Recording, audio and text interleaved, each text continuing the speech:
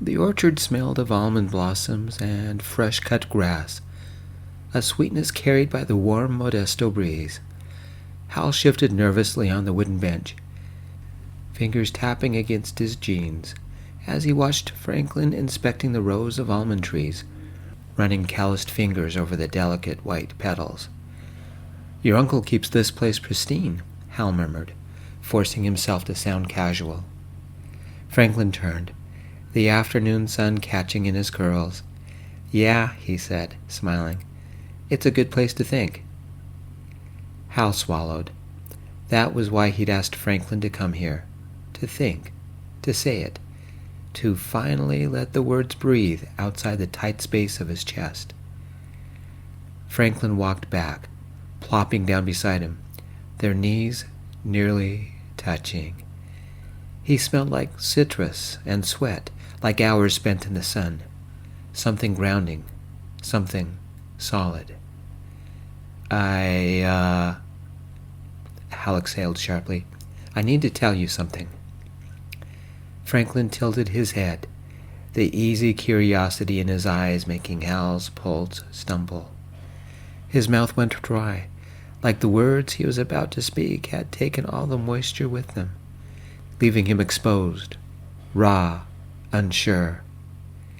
He clenched his hands together, fingers pressing tight against his palms, an anchor against the sudden lightness in his chest, like he might float away or collapse entirely.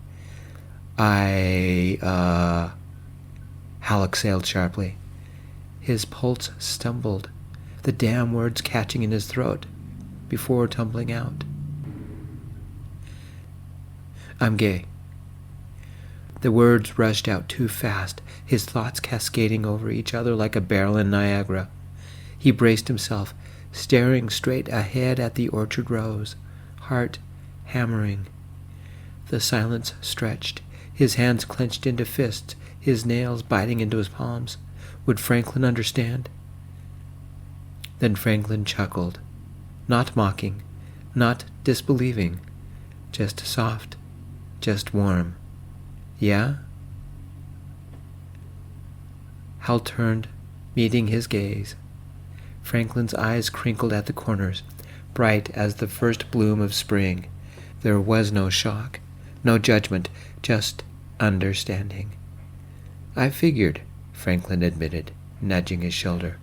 "Took you long enough." Hal let out a breath as his neck released the stress he'd been holding. Something caught between a laugh and relief. "You could have said something." "Nah, had to let you get there yourself," Franklin said. "Besides," he grinned, voice dripping lower, "I was waiting for the right time to tell you something too." Hal blinked. "What?"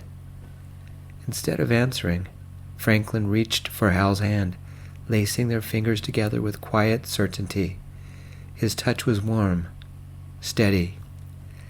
Hal looked down at their joined hands, then back at Franklin, who, after all these years, was still smiling like spring itself.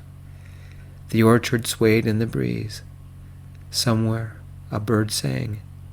As Hal leaned into his friend's shoulder, he finally felt free. Thank you for joining me, my friends. I'm Gio. I am the narrator and organizer and editor of this piece. Copilot was the author, with a little help from me. Thank you, my friends, for joining us. I love you all. Peace.